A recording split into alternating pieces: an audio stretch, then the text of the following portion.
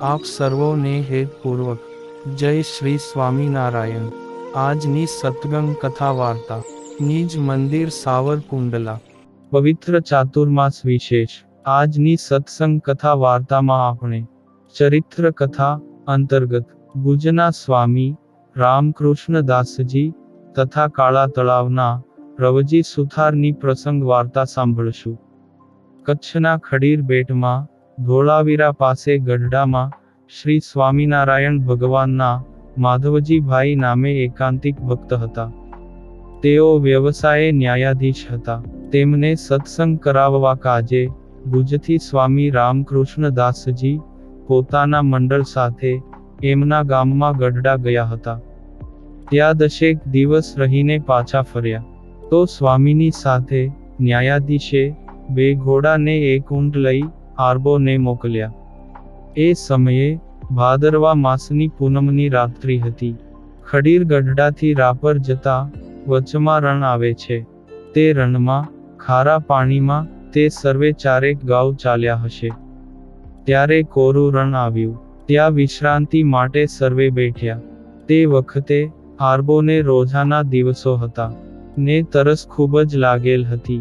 પાણી પીધા વિના ચલાય તેમ ન હતું, પણ પાણી નજીકમાં ક્યાંય મળે તેમ પણ ન હતું।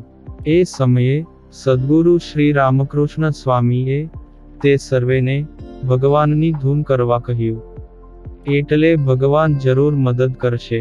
ત્યારે સર્વે તો સ્વામીની આજ્ઞાએ પ્રભુ શ્રી હરિને સંભાળી ધૂન ભજન કરવા લાગ્યા। ત્યાં તો એ વખતે એક ભરવાડ તે બધાય ભજન કરતા હતા ત્યાં આવ્યો ને કહે, ક્યાંથી આવો છો ને ક્યાં જવાના? ત્યારે સંતો કહે, અરે ભાઈ, અમારે રાપર જવું છે, પરંતુ બધાયને તરસ લાગી છે, તો તમોને માહિતી છે કે આટલામાં કની પાણી મળશે? ત્યારે પેલો ભરવાડ કહે, હા, જરૂર છે, સામે એક મીઠા પાણીનો વીરડો છે, ચાલો બતાવું। એમ કહી તે સર્વોને લઈ તે ભરવાડ આગળ ચાલ્યો। ત્યાં થોડી વારે વીરડા પાસે સર્વે આવ્યા। તે સર્વે સંતો અને આરબોએ ધરાઈને મીઠું ટોપરા જેવું પાણી પીધું ને ટીમણ પણ કર્યું, અને સર્વેએ હાશકારો અનુભવ્યો। પછી તો સર્વેની રજા લઈ પેલો ભરવાડ તો રાતના અંધારામાં ચાલતો થઈ ગયો। તે ભરવાડને સ્વામી શ્રી રામકૃષ્ણદાસજી ભાવભરી નજરે જોઈ રહેલા ત્યારે તેની પાછળ તેજની પ્રભા વેરાતી હતી, એટલે તેમણે મનોમન શત વંદન કર્યા। પછી સર્વે સંતોએ રાત ત્યાં જ કાઢી ને વહેલી સવારે ત્યાંથી ચાલી રાપર આવ્યા ને રાતની વાત ત્યાંના હરિભક્તોને કહી તો ભક્તો કહે, અરે, આ રણમાં ક્યાંય પણ મીઠા પાણીનો વીરડો નથી, કે એકલો કોઈ ભરવાડ રાત્રે ફરે પણ નહીં।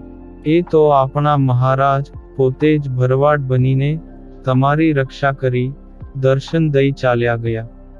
આ પાવન પ્રસંગ આજે પારકું એ પારકું લેખમાંથી સાંભળ્યો।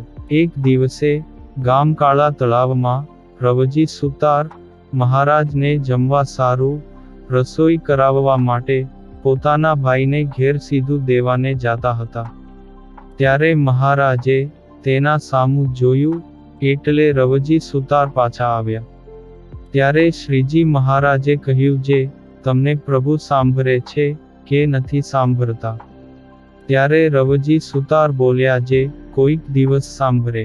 એટલે શ્રીજી મહારાજે બીજા મનુષ્યોને કહ્યું, જે જુઓ છો ને ભક્તો, આ રવજી પોતે બ્રહ્મ મહોલમાં જાતા અને બીજાને તેડી જાય એવા હતા, પણ જો વચન ઉલ્લંઘન કર્યા તો પ્રભુ વિસરાઈ ગયા।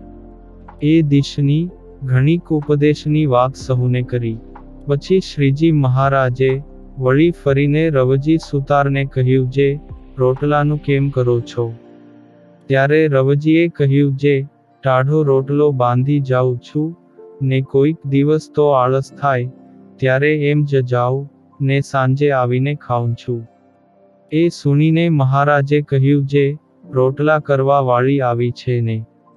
ત્યારે રવજીએ કહ્યું, જે એ તો એના બાપને ઘેર ગઈ છે, અને આહી હોય ત્યારે કહું જે રોટલા કર ત્યારે ખીચડી કરે, અને ખીચડી કરવાનું કહું તો રોટલા કરે, ને કહું જે કાની દાળ શાક કરીએ નહીં, ત્યારે કહે જે નિસ્વાદી વર્તમાન શાનું પાળો છો. એમ રવજી સુતારની વાત સુણીને મહારાજ બહુ હસ્યા, અને કહ્યું જે એ તો તને ગુરુ મળી છે, હવે અમે કોઈ દિવસ તને પરમહંસ બનાવશું, તેથી તમને કોઈ દિવસ નહીં સાંભળે. એમ કહીને મહારાજ બોલ્યા જે રવજી ભગત, તમે મોરે સત્સંગમાં ફરતા ત્યારે જમ્યાનું કેમ કરતા? ત્યારે રવજીએ કહ્યું જે સવારમાં તો મોતિયા, જલેબી, દૂધ ને પેંડાનું ટીમણ કરતા, ને પછી મધ્યાહ્ને હરિભક્તને ઘેર જમવા જાતા. ત્યાં પાકી રસોઈ થાય તે પાક, શાક, અથાણા એ રીતે જમતા, ને સાંજે દૂધ, સાકર ને ચોખા એ રીતે સાંજે જમતા. પછી મહારાજે કહ્યું જે જુઓ ને ખાવાનું આવું સુખ હતું, તે સત્સંગ મૂકતા તે પણ ન રહ્યું. એ દિશની ઘણીક વાત કરી. પછી થોડીવારે મહારાજ જમવા પધાર્યા, ને જમીને ઢોલિયા ઉપર પોઢી ગયા.